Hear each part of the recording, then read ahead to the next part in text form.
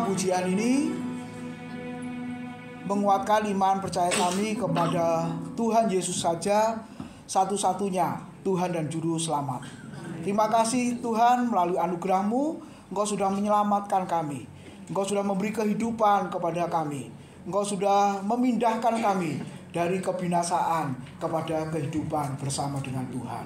Terima kasih ya Tuhan. Biarlah ucapan syukur terus keluar dari hati dan mulut kami. Terima kasih Tuhan.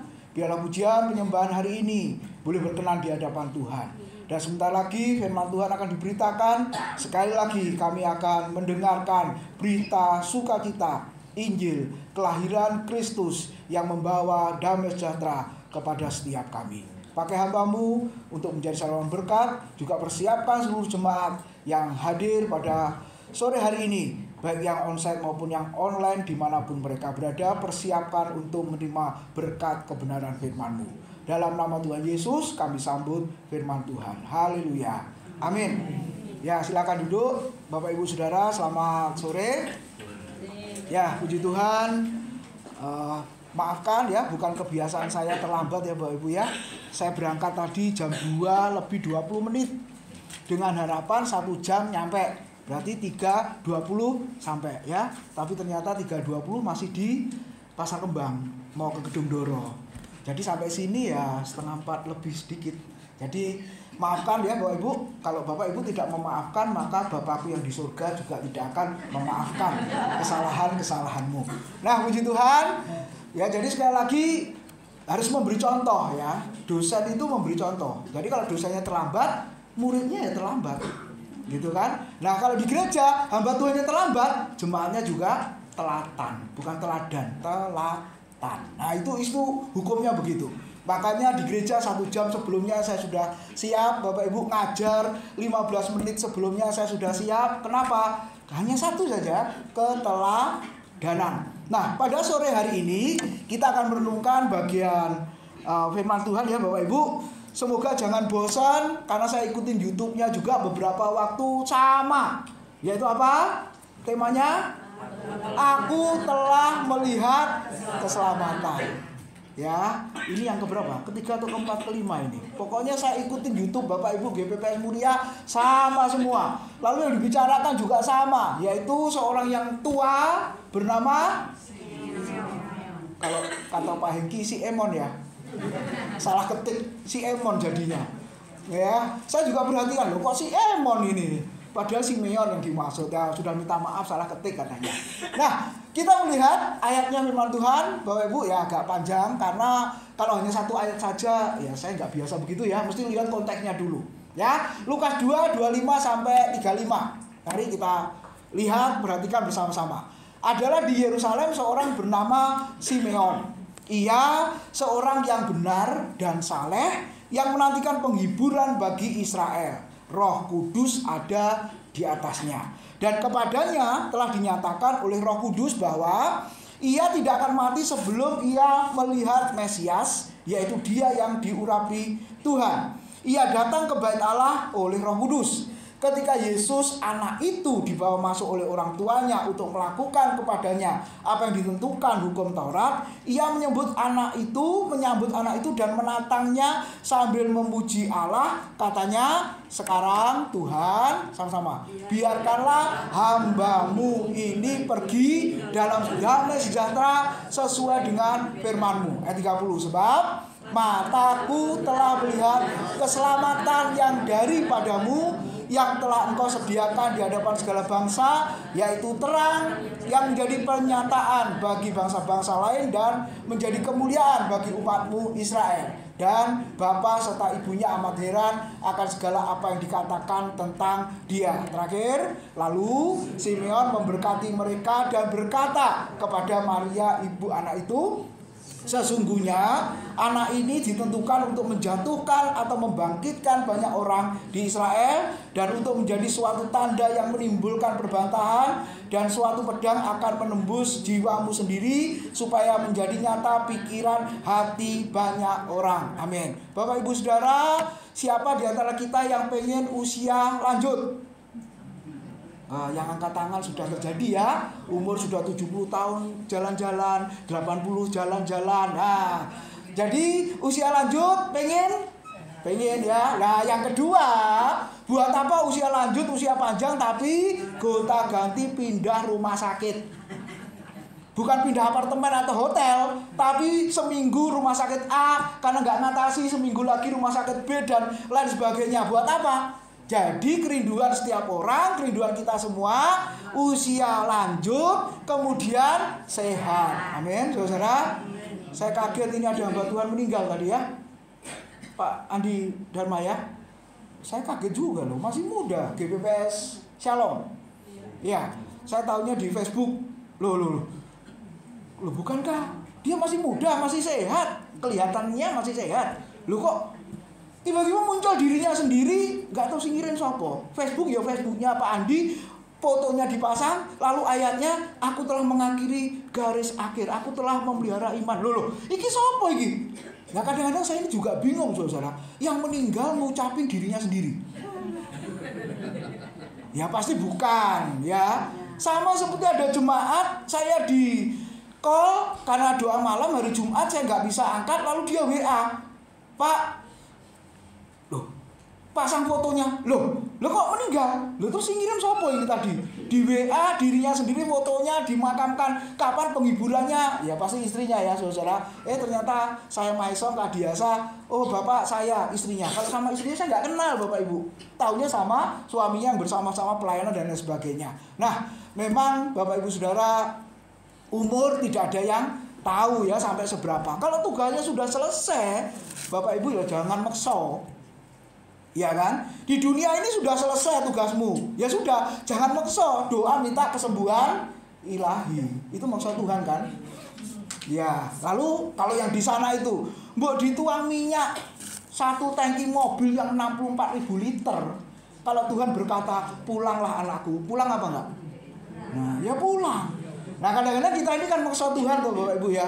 Tuhan berkata, "Anakku pulanglah, kamu lebih baik pulanglah." Ya kan? Oh jangan dulu Tuhan. Kenapa? Belum Natalan. Ya wis lah tahun depan boleh saudara-saudara. Kan sebentar lagi lewat ya. Nah jadi intinya kita percaya kepada Tuhan Allah yang Maha Kuasa, yang berkuasa, Allah yang berdaulat ya. Nah intinya adalah kita semua berdoa berharap usia lanjut.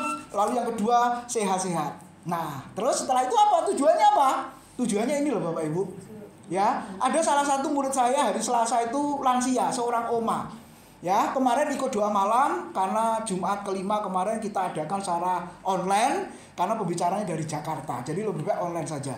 Puji Tuhan hari Jumat itu hujan di mana-mana. Ya kan angin, banjir. Wah, wis puji Tuhan lah. Saya umumkan online saja lah pakai Zoom gitu ya. Tapi ya jemaat ada yang kecelek ke gereja. Loh wis diomongi online ya ke gereja. Karena saya juga pernah kecelek Bapak Ibu. Pendeta dewi ya kecelek. Ternyata ada hamba Tuhan satunya mengumumkan pas saya lagi di jalan macet-macet hari itu ya Jumat-Jumat yang lalu Bapak Ibu itu online. Loh saya sudah di parkiran kali kok gelap semua ini gimana sih? Hampir marah. Nah, biasa pendeta kan ngamuan Bapak Ibu ya. Karena niru Yesus juga ngamuan toh. Nanti kita akan lihat poin terakhir. Yesus itu kalau ngamuk elek. Meja-meja dilemparkannya. Wah, bukan dibanting, dilempar. Podo ya dibanting sama dilempar. Nah, jadi kalau ada hamba Tuhan orang Kristen yang ngamuan, saudara harus berkata, "Iya, kan nyanyinya ku mau sepertimu, Yesus." Dalam hal apa? Ngamuknya. Katanya gitu, saudara. Ya enggak juga. Ya, oke. Melihat anak, mantu, cucu. Jadi tolong doakan Pak amancu. Oh, tuh amancu. Saya baru dengar ada istilah amancu. Lalu saya tanya, "Bu, amancu itu apa?" Ternyata anak, mantu, cucu. Oh alah. Dia padahal lebih tua dari saya, tapi bahasa gaul saya kalah, saudara-saudara. Bahasa sosial media itu. Bukan ya. Nggak tahu ya, karangannya dia mungkin. Ya tolong doakan anak, mantu, cucu supaya apa? Takut akan Tuhan. Supaya apa? Hidup dalam damai, gak musuhan. Oh, kadang kakak adik itu menantu mertua, seperti Tom and Jerry, saudara-saudara. Iya, jadi tolong doakan itu. Nah, saya tidak tahu apakah ibu ini sedang mengalami mantunya nggak cocok sama dia atau bagaimana, kita nggak tahu. Tapi yang jelas kerinduannya dia sebagai orang tua, sebagai seorang oma, Dia melihat anak, mantu, cucu hidup dalam damai sejahtera, akur satu dengan yang lain, dan yang penting adalah takut akan Tuhan, setia beribadah, dan melayani Tuhan. Bukankah itu juga merupakan kerinduan kita? Ada yang punya kerinduan begitu, saudara-saudara? Nah, ada juga seorang oma meninggal, dia dewasa umur 90 sekian tahun. Lalu anaknya cerita, sekitar 25 tahun terakhir ini mama tidak mau sama anak-anaknya. Loh, ini aneh ini, saudara-saudara ya. Lalu saya tanya sama dia, loh Pak, dulu waktu anak-anak masih kecil kan mamanya yang pelihara. Nah sekarang kalau mamanya sudah tua, ya berarti anak-anaknya yang memelihara kan. Ada berapa keluarga bersaudara Pak? 5. Makanya saudara-saudara, seorang ibu bisa merawat 5 bahkan 10 anak. Tapi belum tentu 5-10 anak merawat satu. Benar? Betul ya? Saudara? Nah kenapa? Apa nggak cocok satu dengan yang lain? Wah, saya langsung tanya aja begitu. Iya Pak, yang satu punya usaha bawang merah, bawang putih, mambune membuat pusing. Nah akhirnya dia nggak mau di situ. Terus yang satu lagi anaknya kakean, rame, ribut. Cucunya itu ribut katanya. Jadi saya perlu ketenangan. Oh, ada benernya juga ya. Terus yang satu lagi suami istri kerja, rumah sepi. Jadi saya kesepian. Waduh, terus ini gimana ya? Jadi orang tua ini kok repot ya, saudara? Akhirnya bukan maunya anak-anak, maunya sang mama itu, ya. Dia berkata apa? Kalau begini caranya, saya menghargai usaha kasih kalian semua, tapi berhubung mama tidak bisa menyesuaikan, yang sini bau bawang merah bawang putih, yang sini anak-anak kerja semua jadi sepi, yang ini cucu-cucunya ribut, ya. Terus lebih baik mama letakkan di panti saja. Jadi kita nggak boleh berpikir anak ini durhaka ya, orang tuanya kok diletakkan di panti, belum tentu loh. Saya baru tahu, ternyata di panti itu adalah kemauannya sendiri. Dan ternyata di panti masih bisa hidup 25 tahun.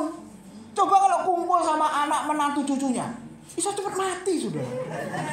Iya kan? Jadi anaknya ini berkata kepada saya, makanya Pak, kalau ada orang tua keinginannya sendiri mau di panti, lebih baik silahkan Pak. Kenapa? Di sana dia punya teman-teman, ya, bisa senang, bisa sukacita, dan umurnya bisa lebih panjang. Di panti mama ini 25 tahun lebih baru dipanggil Tuhan. Jadi sudah umur 90 sekian dia dipanggil Tuhan. Oh, gitu ya. Tapi kan kita nggak tega loh, saudara.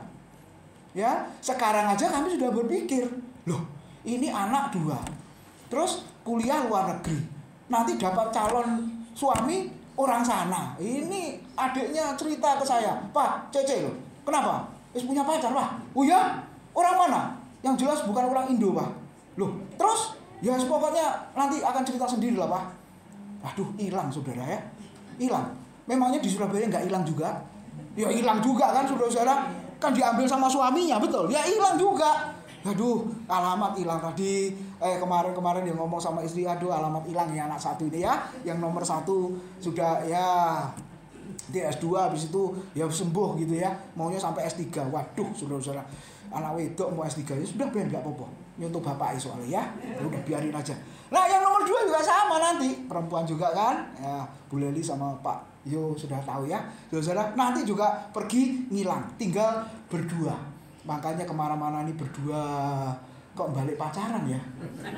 Nanti lama-kelamaan tinggal 1.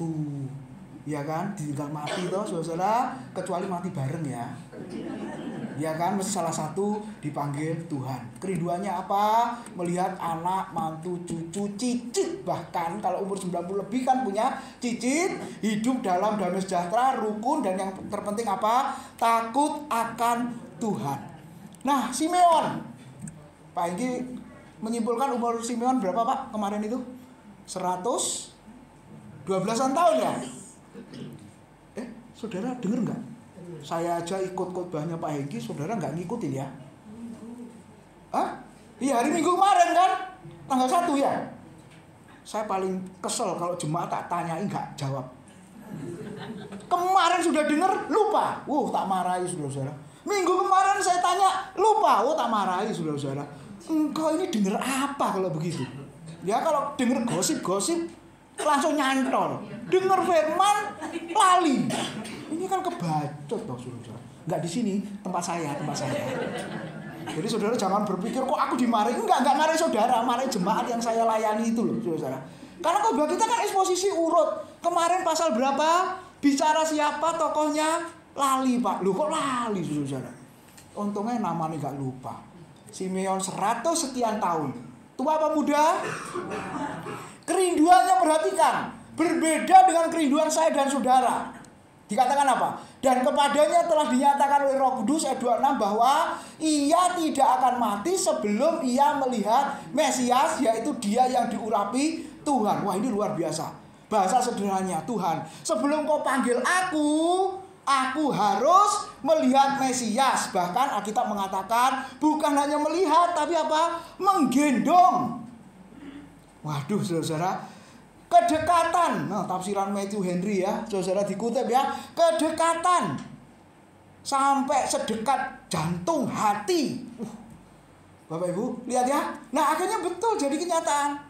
Bisa menggendong bayi Yesus dan umur 8 hari menyunatkan ya bayi Yesus. Nah, Bapak Ibu, ini kerinduan orang tua yang luar biasa. Sebelum aku mati, aku harus melihat Yesus. Sebelum aku mati, aku harus mengalami yang namanya apa? Mesias yang dijanjikan, juru selamat Tuhan yang dijanjikan tergenapi dalam hidupnya. Bahasa sederhananya begini, sebelum aku mati, aku harus mengalami yang namanya keselamatan. Sebelum aku mati, aku diselamatkan. Nah, sekarang Bapak Ibu lihat, ini kerinduan setiap orang percaya apa tidak? Tuhan, sebelum kau panggil aku, biarlah banyak orang yang mau percaya kepadamu bahwa engkau adalah satu-satunya Tuhan dan Juru Selamat. Ini kerinduan saya, Bapak Ibu, karena kami semua bukan dari keluarga Kristen. Ya, masuk tas waktu itu, kalau pulang ke rumah liburan, ya Bapak Ibu, kalau saya berdoa pagi, papa saya selalu berkata begini, ini aliran haleluya sedang berdoa. Diejek Bapak Ibu. Kami nggak ada yang Kristen, Bapak Ibu. Kami bukan dari keluarga Kristen. Ya, jadi kalau saya berdoa atau apa, papa saya ejek saya luar biasa. Tiap hari ke gereja, nggak usah pulang sekalian. Tapi kenapa kalau pulang, kok mesti pulang? Ya makan soalnya. Gereja nggak nyediain makan. Kecuali nyediain makan ya saya nggak makan di rumah. Kalau pulang makan. Waduh, marah papa saya. Saya berdoa sampai lulus setas pun masih belum percaya Tuhan. Sampai lulus S2 pun di STI juga belum percaya Tuhan. Saya berdoa berapa lama? 15 tahun. Sampai-sampai saya berdoa dan berkata kepada Tuhan, Tuhan, masa saya ini sekolah kitab jadi hamba Tuhan, membawa orang yang mendengar Injil percaya kepada Yesus, sedangkan papaku sendiri nggak percaya Yesus. Puji Tuhan, doaku dikabulkan ya. Setelah saya berdoa 15 tahun, Bapak Ibu, saya tidak berkata, Tuhan sebelum aku mati, aku mau lihat papaku percaya Yesus. Enggak, saya enggak doa itu. Itu doanya Simeon tadi, saudara-saudara. Ya, nantilah aku mati beneran. Ya kan? Ya enggak apa-apa, Bapak Ibu. Tapi intinya adalah, saya itu punya kerinduan, papa saya percaya Yesus. Tuhan kabulkan. Tapi 15 tahun kemudian. Kalau ditanya apa, pernah lupa mendoakan? Ya pernah. Pernah bosan mendoakan? Sering. Loh doa gak dijawab 15 tahun ya bosan Bapak Ibu. Iya kan? Ya lupa juga kadang ya ngelali Bapak Ibu. Ya lupa, bosan. Tapi kerinduan saya, kerinduan Simeon, mungkin kerinduan Bapak Ibu pada sore hari ini. Ada keluargamu yang belum percaya Yesus. Biarlah sore hari ini Bapak Ibu berdoa, Tuhan, sebelum aku mati, saudara-saudaraku siapapun yang ada di rumah, siapapun Bapak Ibu yang engkau dekat, biarlah mereka mengenal, percaya Yesus satu-satunya Tuhan dan Juru Selamat. Seolah-olah kita semua berkata, biarlah mataku melihat keselamatan yang daripadamu. Bapak Ibu, melihat keselamatan itu sama dengan ini loh. Apa itu Bapak Ibu? Mengalami keselamatan. Melihat Tuhan sama dengan mengalami yang namanya keselamatan. Sudah saudara alami sore hari ini? Masih ragu-ragu ini kayaknya. Yakin diselamatkan? Amin. Saudara, yakin memiliki hidup yang kekal? Amin. Sekedar ngomong atau benar-benar pada dalam hati itu ragu? Saya punya kelas hari Rabu, setiap Rabu sejak Covid sampai sekarang, terus gak pernah libur, kecuali setiap 25 pas itu baru libur, saudara. Ada 2 bapak yang tidak yakin, ya. Yang lain ngomong yakin karena sudah Kristen lama, tapi bapak ini udah Kristen lama, tapi nggak yakin. Ternyata dia dihantui oleh masa lalunya. Ya memang ini bos-bos semua Bapak Ibu ya. Bos itu kan uripe ugal-ugalan Bapak Ibu. Ya kan, nakal, jahat, ya itu dulu masa mudanya. Ya cerita semua. Terus mereka berkata, tetap nggak yakin. Selesai saya ngajar, saya tantang lagi, tetap nggak yakin. Lalu saya tanya, apa yang menyebabkan Bapak Ibu tidak yakin? 2 bapak ini tidak yakin. Iya, aku kalau melihat hidupku itu belum benar. Loh, masa? Terus saya tanya, kapan mau benar? Nggak tahu. Karena aku nggak bisa. Apalagi kerjaanku itu kumpulannya suap menyuap. Wah, angel Pak Tim. Kalau di gereja mungkin bisa hidup bersih. Tapi ini di kerjaanku, kalau nggak pakai suap, nggak jalan. Jadi mau bagaimana? Semua sudah begitu. Ya ini zamannya presiden sing baru itu yang korupsi-korupsi disikat habis. Ya semoga Pak, kayaknya gitu ya saudara. Tapi tetap nggak bisa. Loh, terus sampai kapan? Padahal ini umurnya sudah 70 tahun jalan-jalan Bapak Ibu. Sudah opa-opa semua ini sebenarnya. Tapi tetap nggak bisa. Ya saya hanya tanya, sampai kapan? Engkau bisa kapan? Makanya saya nggak yakin. Setelah mati ini, apakah hidupku bersama dengan Tuhan apa tidak? Aku nggak yakin. Makanya khotbah hari ini nanti Rabu depan saya khotbahkan saudara. Ya kalau di sana nggak direkam, jadi nggak usah khawatir khotbahnya double gitu ya saudara. Nggak apa-apa sih double via Zoom ya. Nah Bapak Ibu, dia berkata, aku nggak bisa benar hidupku, nggak bisa baik-baik hidupku. Kenapa? Terus saja tergoda, terus saja jatuh dan sebagainya. Tapi puji Tuhan tiap Rabu itu ikut, ya dengan tujuan apa? Supaya Tuhan menolong gitu loh Bapak Ibu. Tapi ketika saya tanya, masih aja menjawab tidak yakin, belum yakin. Kalau diukur berapa persen? Masih 100%? Ya enggak sih, tapi masih ada keraguan. Berarti orang-orang seperti ini belum melihat keselamatan. Mataku belum melihat keselamatan yang daripadamu. Oke, kita terus berdoa. Sama seperti Simeon tadi, sebelum mati, biarlah banyak orang yang percaya kepada Yesus. Nah, saudara, mengalami keselamatan, melihat Tuhan, itu artinya apa, saudara? Mengalami anugerah Tuhan yang apa? Membenarkan orang berdosa. Lalu saya tanya sama dia, kapan kamu jadi benar lalu akhirnya mau melayani Tuhan? Ada orang yang punya alasan, kenapa nggak mau melayani Tuhan? Hidupku belum benar. Sampai kapan kamu bisa benar dan akhirnya melayani Tuhan? Nggak menjamin. Saya tanya balik, Musa itu hidupnya benar apa enggak? Daud itu hidupnya bagaimana? Tokoh-tokoh Alkitab yang lain hidupnya bagaimana? Apalagi Paulus pembunuh, Musa juga pembunuh, Daud juga pembunuh dan pezina. Mereka baik apa enggak? Mereka melayani Tuhan apa tidak?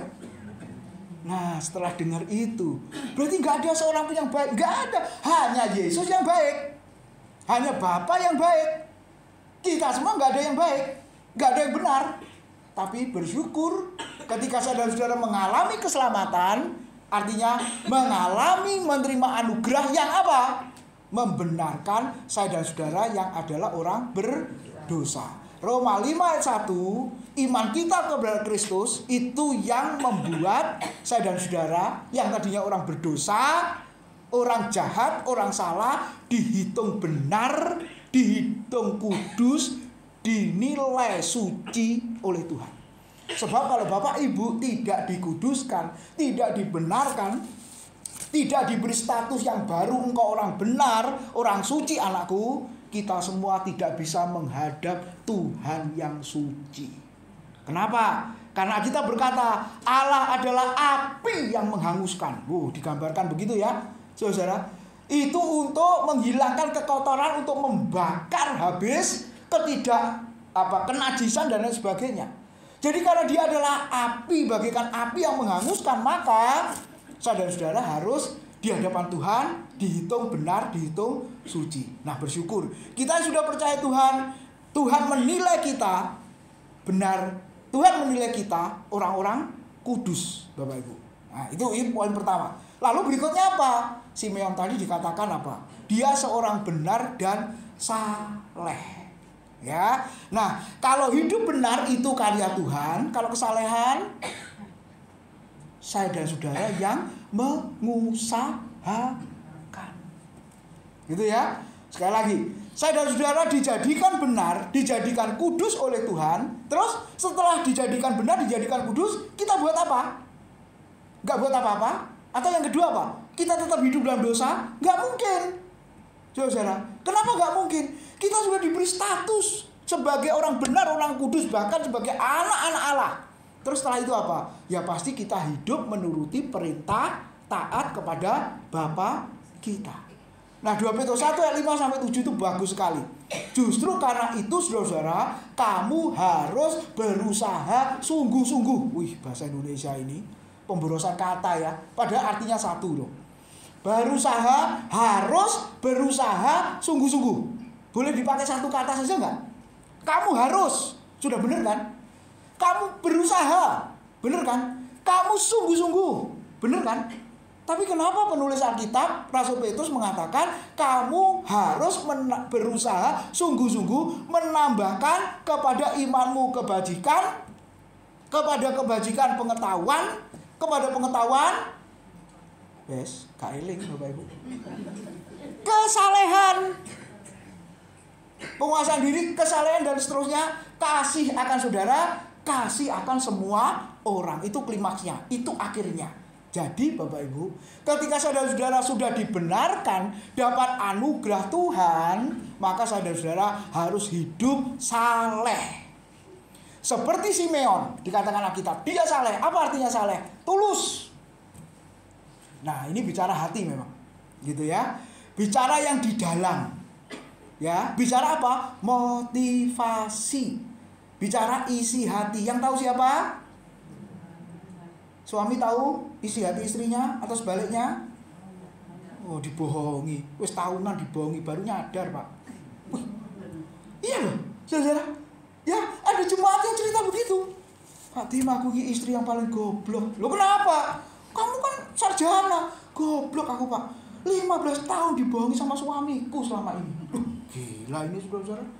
Ini gimana kok bisa begini nih saudara-saudara ya? Nah, kenapa? Memang yang tahu Tuhan, betul ya. Tapi sebenarnya bukan hanya Tuhan yang tahu. Rekan-rekan saudara seiman itu pasti juga diberi kepekaan oleh Tuhan. Biasanya di dalam rekan sepelayanan. Ya, ini motivasinya pelayan A, B, C ini apa? Memang Tuhan yang tahu, nomor satu. Tapi yang kedua, pasti Tuhan memberi kepekaan kepada kita untuk apa? Melihat iki modelis ketok iki. Ya, iki main belakang iki ya. Iki cari muka walaupun sudah punya muka ya mau tambah lagi muka. Betul enggak, Saudara? Seringkali kita mendengar gitu kan? Ya, ini main belakang, cari muka lebih banyak lagi, apalagi maaf ya. Wis, orang kaya itu ya. Cedeki ya, siapa tahu. Itu enggak tulus. Kalau engkau berkata aku dibenarkan oleh Tuhan tapi hidupmu enggak saleh, nah itu. Dan hamba Tuhan bisa begitu? Bisa. Anak-anak Tuhan bisa begitu? Iya. Apalagi yang terakhir apa Bapak Ibu? Ngikut. Kalau dia ngomong A, ngikut A. Kalau dia ngomong B, ngikut B. ABS. Asal Bapak senang istilahnya. Kalau saya enggak. Kamu enggak peduli orang kaya, enggak peduli kamu orang penting, enggak peduli kamu orang hebat di gereja. Gitu ya. Kalau hidupmu, pengertianmu nggak sesuai dengan firman, saya bantah, saudara. Ya sudah, mau keluar dari gereja silakan. Gereja nggak butuh engkau. Kalau engkau nggak ada, Tuhan akan ganti lagi, lebih kaya dari kamu. Berani begitu? Loh, kok diem saudara? Iya. Di tempat kami ada orang kaya yang selalu ketika saya ajar, saya tidak sependapat dengan Pak Timotius. Loh, dibantah terus apa yang saya bilang, saudara. Saya suruh ngikut dia, nahi, enggak. Saya sudah sekolah Alkitab 17 tahun, suruh ngikut dia, saudara. Enggak, Bapak yang salah, yang benar sesuai Alkitab tuh begini. Berani seperti saya begitu, saudara? Bisa dipecat? Enggak apa-apa, pecatan. Kasih Allah pesangon sing akeh. Kayak perusahaan saja gitu ya. Berani pecat hamba Tuhan, pecatan. Kasih pesangon yang banyak. Iya dong, wong di perusahaan dipecat aja 40 kali gaji kok. Betul ya? Oke. Loh, kalau perusahaan besar memang iya di pensiun dini 40 kali gaji. Saudara, wah tak ikutin ini. Kalau gereja mecat saya, oke boleh. Tak pensiun dini umur 54 tahun ini ya, kasih 40 gaji saya. Lumayan untuk buat modal. Enggak ya. Tapi saya berani mengatakan, saudara, kalau nggak sesuai, ya nggak sesuai. Gitu ya. Sampai hari ini. Jadi kalau ngajar dia ada, selalu apa yang saya sampaikan dibantah Bapak Ibu. Gak bisa. Keselamatan anugerah gak bisa. 50-50. Karya Tuhan dan karya manusia. Loh, sesat tuh gitu. Saya ngomong Bapak sesat. Alkitab gak ngajar begitu. Gak mau terima. Gak apa-apa. Tapi sampai hari ini masih baik, kadang masih ngajak makan, ya masih baik saudara. Beda pendapat nggak apa-apa, nggak apa-apa. Berarti pengertian orang itu masih di sini, ya nggak apa-apa. Saudara, saya berdoa sebelum aku mati orang ini ngerti. Amin, saudara. Jadi yang mengaku sudah melihat keselamatan, mendapatkan keselamatan, mengalami keselamatan, saudara harus hidup tulus. Yang kedua, jujur. Nah, kejujuran dalam hal apa? Kalau hamba Tuhan ya di dalam pengajaran. Guru-guru sekolah minggu harus ngajar yang benar. Pemberita firman harus ngajar yang benar. Saudara, kadang-kadang kita ini nanti dibilang gak laku, ngajarnya jadi aneh-aneh. Jadi pengajaran apa yang sedang ngetren? Ya sudah, kita ngajar yang itu. Yang penting apa? Disenangi. Nah, siapa yang dengar? Bahkan kalau perlu, jemaat, mau dikotbahin apa? Oh, berkat saja Pak. Ya udah, kita nurut khotbah berkat ya, supaya apa? Yang akan datang diundang lagi. Suatu saat saya pernah diminta khotbah tentang apa? Terkutuklah Pak. Puji Tuhan. Sangat jarang khotbah dengan judul terkutuklah engkau. Ada? Loh, ada Bapak Ibu. Itu kan bagian Alkitab toh. Kita nggak boleh pilih khotbah yang baik-baik saja dan yang enak didengar toh. Oh, saya khotbah ulangan yang ayat berikutnya itu, terkutuklah engkau, terkutuklah engkau, terkutuklah engkau. Gak diundang lagi kayaknya ya. Oh, masih diundang sampai sekarang. Nah, Bapak Ibu, itu penting. Jujur. Alkitab ngomong apa, kita sampaikan. Kalau kehidupan jemaat, ya apa? Kehidupan praktis. Dalam pekerjaan, dalam pelayanan. Seperti tadi kan terlambat saya jujur kan? Iya. Padahal berangkatnya sudah jam 2:20. Loh, spare waktunya 1 jam. Dengan harapan 15 menit bisa ikut penyembahan. Biasanya begitu, tapi ternyata kok rintik jalan nggak bisa banter ini tadi. Bapak Ibu. Ya biasanya bisa cepet, asal yang lain parkir semua. Maksudnya nggak ada yang jalan, saya jalan sendiri gitu loh, saudara. Mau lewat tol Nanggung, turun mana nih? Banyu Urip. Loh, saya ado ya, saudara. Rumah saya kan non jauh di sana, Bapak Ibu. Sejauh timur dari barat, demikian juga Tuhan buang dosa. Waduh. Saya ke gereja saja mesti ngetol, Bapak Ibu. Kalau enggak wis gak karu-karuan itu. Nah, Bapak Ibu jujur. Ya, baik hati, perbuatan, lalu apa? Perkataan. Lalu yang berikutnya apa? Arti saleh itu seperti Simeon, seperti Hana. Ini orang-orang tua yang benar-benar saleh, penuh kesungguhan di dalam ibadah dan melayani. Itu arti saleh. Kalau Bapak Ibu sudah mencakup ketiga hal itu, berarti benar-benar Bapak Ibu boleh berkata seperti Simeon, mataku telah melihat keselamatan. Lalu yang kedua, nah ini penting ya Bapak Ibu. Berarti kalau sudah mengalami keselamatan, melihat keselamatan, berarti kita memiliki apa? Roh Kudus.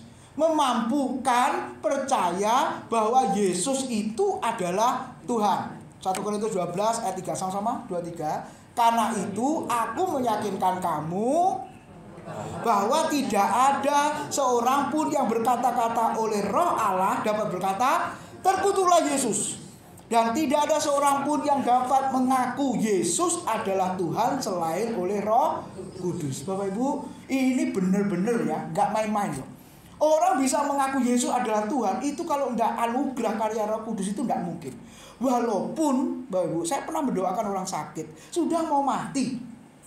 Ya, ayo sekarang percaya Yesus. Biasanya kan gampang dong. Ngancamnya kan gampang orang kalau mau mati itu. Ya, tak kasih tahu rumusnya. Menginjilan yang paling baik itu terhadap orang sakit parah mau mati. Ancam aja. Percaya Yesus sekarang. Kalau enggak, masuk neraka. Masuk kuburan. Ya benar, habis itu kan kebinasaan karena enggak percaya Yesus. Betul? Mungkin ada yang sungkan jawab, ya udah aku percaya. Ada yang begitu Bapak Ibu. Tapi sebenarnya walaupun dia sungkan, kalau hatinya tidak digerakkan Roh Kudus, enggak mungkin. Tapi ada juga yang benar-benar menolak. Ya saudara, enggak, aku enggak mau percaya. Aku enggak mau yakin Yesus adalah Tuhan karena aku punya Tuhan sendiri. Siapa Tuhanmu? Non jauh di sana. Pokoknya aku percaya ada yang namanya Tuhan. Tapi namanya siapa? Enggak mau tahu. Loh, ada Bapak Ibu. Ya wis mati ya. Begitu? Mau didoakan? Ya bolehlah. Tapi Tuhannya universal ya. Loh. Kok aneh-aneh Bapak Ibu. Saya pernah juga disuruh mendoakan usaha baru ya. Ya saya nggak sebut tempat lah. Ya, di Surabaya masih oke. Pakai nama Tuhan Yesus boleh. Yang punya usaha orang Kristen. Tapi ketika masuk ke suatu tempat yang disebut kota titik-titik, ketika di tempat langsung panitianya berkata, Pak, ini kalau doa jangan pakai nama Yesus ya. Loh, tadi kok boleh? Iya kan lain tadi. Tadi yang datang kan rata-rata percaya Yesus semua. Nah ini yang datang lihat ini. Loh, memangnya kenapa? Kalau ibu tidak mau saya doakan dalam nama Yesus, jangan panggil pendeta, panggil aja pendekar. Loh, ibu Kristen toh, yang punya Kristen juga kan. Pesannya kan saya dihubungi dari Jakarta, buka cabang di Surabaya dan sekitarnya. Ya, kan Kristen semua kan? Iya. Ya tapi ini Pak nggak enak ini Pak. Waduh, istri saya berkata, wis turu tono daripada ribut nanti. Enggak. Ya, enggak. Tetap bergumul karena diajak di suatu ruang. Kemudian berapa menit kemudian acara dimulai, MC memimpin, Tuhan buka jalannya apa? MC memperkenalkan saya, acara ini tidak lengkap kalau tidak didoakan oleh pendeta. Waduh, lega saya. Berarti yang kau takutkan tadi nggak berlaku. Nah, karena disebut pendeta, lalu sebelum doa direkam lagi saudara-saudara ya. Mbah masuk TikTok atau masuk apa saudara-saudara. Ya, saya berkata begini, Bapak Ibu Saudara, tadi MC menyebut saya sebagai pendeta. Jadi, saya akan memimpin doa secara Kristen. Yang non-Kristen silahkan menyesuaikan. Wah, saya panggil saudara Yesus Kristus satu-satunya Tuhan dan Juru Selamat. Saya tutup dalam Allah Tritunggal. Ada masalah pulangnya? Sampai hari ini nggak ada masalah. Ya, sampai hari ini nggak ada masalah. Kalau seandainya ada masalah, berarti ada yang salah kan? Saya hanya berkata, Ibu jangan khawatir. Toleransi, menghargai dong. Kalau mereka yang pimpin, kita juga menghormati kok. Lah kalau gantian yang Kristen, ya mereka juga harus hormati dong. Nggak boleh stop. Ada nggak di tengah doa di stop? Nggak ada. Saudara, mereka mau doa dimanapun kita juga nggak stop, iya kan? Di kereta, di jalan, di ruang rumah sakit, loh mereka kan doa juga kan di situ. Ya udah. Nah Bapak Ibu, kenapa ini penting? Karena kita sudah mengalami keselamatan, Ya, jadi itu semua karena karya Roh Kudus. Ya, kita akhirnya apa? Berikutnya, apa aplikasinya Bapak Ibu? Sebagai orang percaya yang sudah mengalami keselamatan, sebagai orang percaya yang sudah memiliki Roh Kudus, maka harus apa? Berani seperti malaikat. Kenapa malaikat lebih berani dari kita ya? Malaikat mengatakan apa?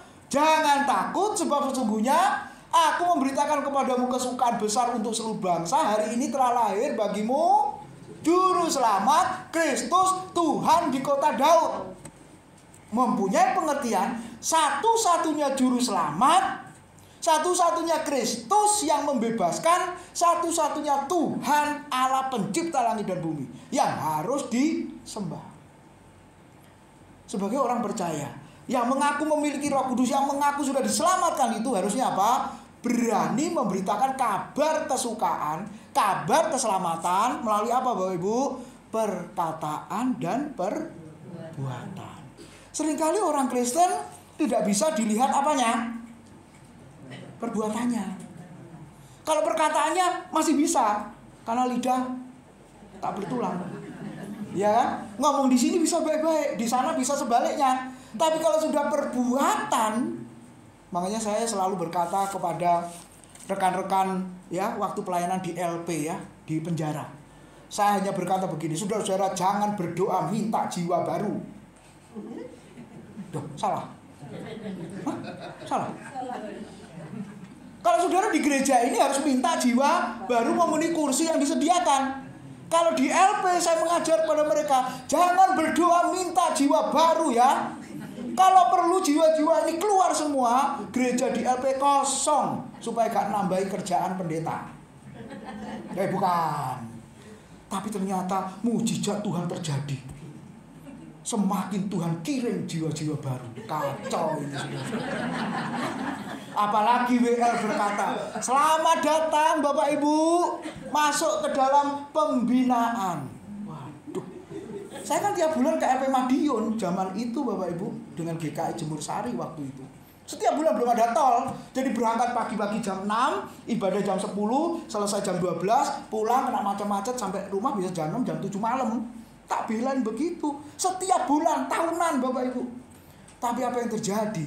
Harusnya setiap bulan itu kan harus berkurang kan? Lalu saya berkata, loh ini 3 orang yang biasanya di sini. Iya Pak, puji Tuhan sudah keluar. Loh, kalau keluar harusnya berkurang dong jumlahnya. Bener Pak. Benar, harusnya itu berkurang. Tapi memang Tuhan itu baik Pak. 3 pergi, 10 masuk. Jadi tambah banyak. Kacau ini. Apalagi WL-nya berkata, selamat datang saudaraku. Selamat datang, Tuhan menyambut engkau. Dalam hatiku kacau ini. Makanya saya kalau suruh pelayanan ke LP itu rada arah-arahan. Wes Pak, aminnya yang seperti itu. Iya, karena nggak bertobat.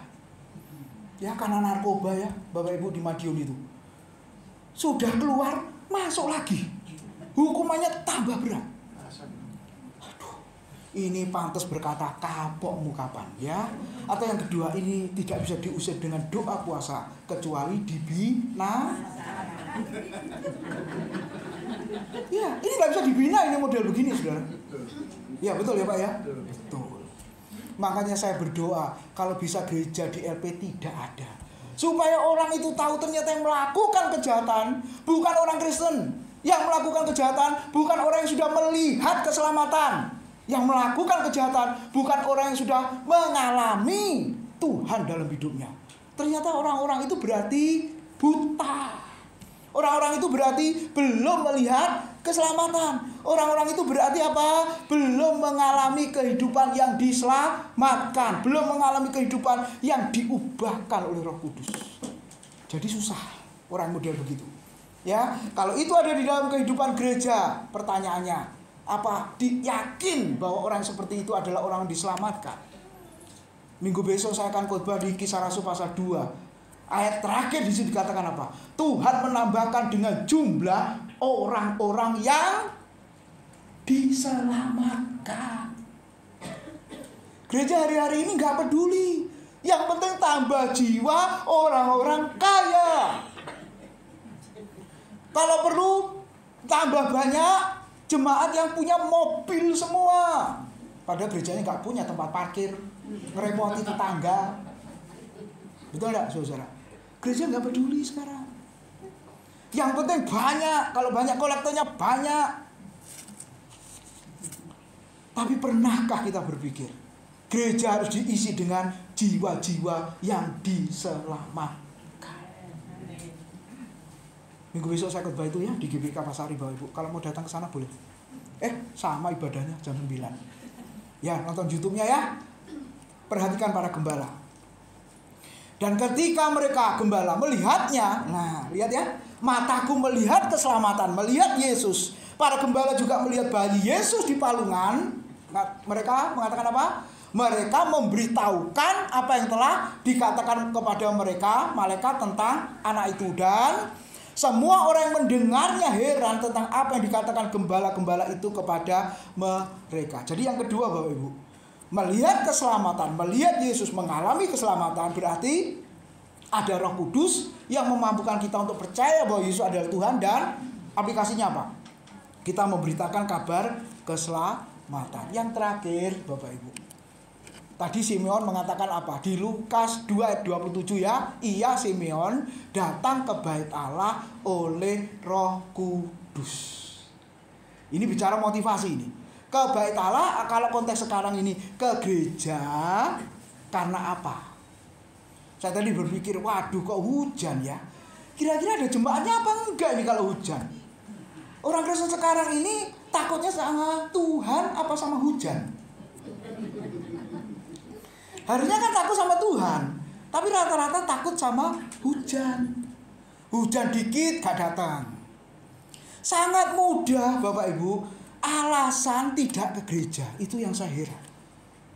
Ngakunya sudah diselamatkan, mengalami Tuhan, melihat Tuhan, tapi untuk hadir ke gereja saja kalau bisa ada urusan yang mendadak-mendadak sehingga tidak ke gereja. Jadi tidak ada apa saudara-saudara? Kegairahan. Makanya Yesus itu dikatakan begini, ya ini dinubuatkan PL ya.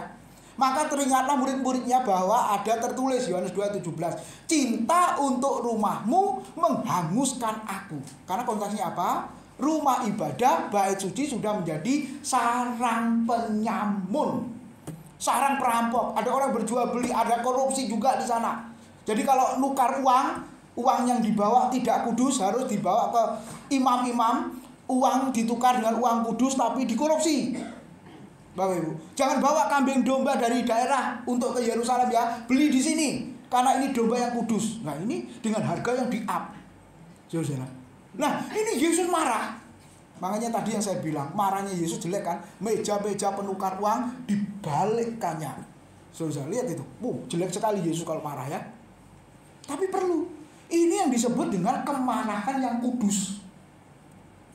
Saudara kalau marah kudus enggak?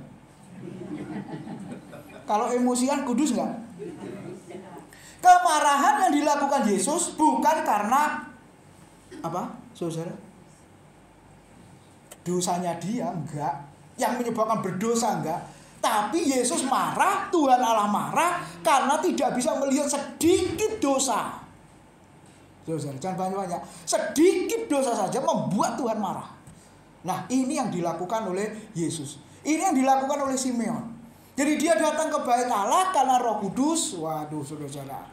Ada yang menggerakkan, yaitu emosi yang kudus. Bapak Ibu, Allah sendiri untuk datang ke bait Allah dan bukan sekedar beribadah, tapi apa? Melayani Tuhan. Coba kita renungkan, kita ke gereja ini sebenarnya karena apa? Ya, orang punya motivasi macam-macam itu kalau ke gereja Bapak Ibu. Tapi sebenarnya apa? Ada enggak kegelisahan? Ada enggak kegairahan? Aduh, kok kerja ya? Kok mesti lembur ya? Ganti sama temen ya, sipnya ya. Ini pas waktunya ibadah loh. Harusnya orang ini berkata kepada temennya, gantian ya, ini aku lagi ibadah. Tolong, ini memang jadwalku. Tolong kamu gantikan ya. Besok atau kapan yang bisa ganti aku, yang gantikan kamu. Harusnya begitu gak? Atau berkata yang sebaliknya, puji Tuhan oleh lemburan jadi gak ning gereja. Ini orang begini ini kira-kira diselentik Tuhan langsung stroke enggak kira-kira? Sarafnya dipelintir sedikit langsung gejala stroke enggak, saudara-saudara? Mau begitu? Ya bukan berarti yang stroke itu selentik Tuhan, ya bukan, Bapak Ibu. Ya, tapi kita harus hati-hati loh. Tuhan sudah begitu baik. Ya, sudah nyatakan keselamatannya diberikan kepada kita yang tidak layak kita terima. Tapi itu karena kebaikan Tuhan. Tapi kadang-kadang kita orang Kristen tidak seperti Simeon, Bapak Ibu. Bahkan kalau nggak ke gereja, puji Tuhan. Loh, nggak ke gereja kok puji Tuhan, saudara. Harusnya dia sedih, harusnya dia berduka. Tuhan, aku nggak ke gereja ya, karena ini. Ada perasaan begitu nggak, saudara? Atau mumpung ya puji Tuhan gak kena gereja, bosan lihat Pak Timotius gitu. Kok bosan? Aku masih 2 kali kok bosan. Kecuali yang minggu khotbah itu baru bosan. Ya, jemaat tempat saya sudah tahunan, sebulan 2 kali khotbah, ya mungkin mereka bosan. Boleh. Tapi kalau begitu, kalau saudara makan ya silahkan bosan. Bukankah firman Tuhan itu makanan? Betul, saudara? Kita makan pernah bosan nggak? Enggak. Bahkan tadi pagi sudah pecel, karena pecel enak, pecel lagi nggak? Kalau perlu nambah kan, saudara? Nah, Bapak Ibu, firman Tuhan yang dikhotbahkan itu makanan yang memuaskan jiwa dan roh kita. Kalau kepentingan jasmani saja kita perhatikan begitu rupa, apalagi kepentingan jiwani, kepentingan rohani harus. Nah, hari ini kita merenungkan yang ketiga. Kalau saudara-saudara sudah mengalami keselamatan, melihat keselamatan, saudara dan saudara harus cinta baik Allah, harus cinta untuk melayani Tuhan. Satu ayat Mazmur 84 ayat 11 sama-sama. Sebab lebih baik 1 hari di pelataranmu daripada 1000 hari di tempat lain. Lebih baik berdiri di ambang pintu rumah Allahku daripada diam di kemah-kemah orang fasik. Lebih baik 1 hari di pelataranmu daripada 1000 hari di Tunjungan Plaza. Yang dekat BJ Junction ya. Ibadah 2 jam rasanya suwi. Kalau jalan-jalan ke mall sampai mall tutup baru pulang. Ini nggak bener kan? Nggak bener kan? Amin. Ini saya cerita, adik saya yang di Jakarta itu cerita, karena gerejanya di mall. Ya, kode kalau ibadah 2 jam itu rasanya suwi. Tapi lek nge-mall sampai mall itu tutup, sik kurang. Kakimu gak kemeng gitu. Ya kemeng saja nih, tapi karena anak-anak seneng nge-mall. Lah, ya kamu biasakan. Kalau aku ya lebih baik tidurnya di rumah. Gitu ya, beda Surabaya sama Jakarta. Ya enggak apa-apa lah, namanya punya anak-anak. Tapi intinya harus ini loh Bapak Ibu. 1 hari dibanding 1000 hari. Lihat ya. Di hadapan Tuhan, di rumah Tuhan, di hadirat Tuhan, itu harus saya dan saudara punya kerinduan yang lebih. Kenapa? Saya dan saudara sudah mengalami keselamatan, sudah melihat Tuhan. Tapi ternyata kegairahan, kecintaan itu enggak ada. Berarti something wrong, error berarti. Amin. Error Bapak Ibu. Banyak orang Kristen error. Ya kan? Harus diinstal ulang kalau komputer ya, di restart Bapak Ibu Saudara. Firman Tuhan merestart kita. Firman Tuhan memberi semangat lagi kepada kita semua. Nah, saya harap kesimpulannya kita harus ingat sore ini. Mataku telah melihat, mataku telah mengalami, hidupku telah mengalami keselamatan. Maka aku sudah dapat anugerah, lalu hidup saleh. Jujur, apalagi tadi? Tulus, terus kesungguhan di dalam ibadah dan melayani Tuhan. Yang kedua, mengalami keselamatan itu karya Roh Kudus, dan setelah itu apa? Memberitakan kabar keselamatan. Aku sudah diselamatkan. Aku mau kamu semua sebelum aku mati, istri, suami, mertua, orang tua, siapapun, engkau juga harus mengalami keselamatan. Kalau saudara makan di suatu tempat itu enak, terus saudara viralkan enggak walaupun enggak disuruh? Viralkan toh? Ya, bakso viral 15.000 sak bledose. Loh, ada itu di Rungkut asli. Bener. 15.000 sak puasnya. Ada yang tanya, daging apa ibu? Ya mbok, mau 15.000 kok mau minta daging apa? Ya nggak tahu, pokoknya sak puasnya. Ya saudara info kan sama yang lain-lain. Loh, kalau ada makanan enak saja saudara beritahu yang lain. Padahal saudara sudah diselamatkan dari kebinasaan kepada kehidupan. Kenapa kita nggak mau cari? Error kan? Yang ketiga, yang terakhir, kalau saudara sudah mengalami keselamatan, sudah diselamatkan oleh Tuhan, maka saudara harus cinta rumah Tuhan dan pekerjaan Tuhan. Amin. Tuhan memberkati ya. Ayo nyanyi satu lagu tadi ya. Setelah itu kita berdoa. Silakan Bapak Ibu bangkit berdiri. Kita renungkan kebenaran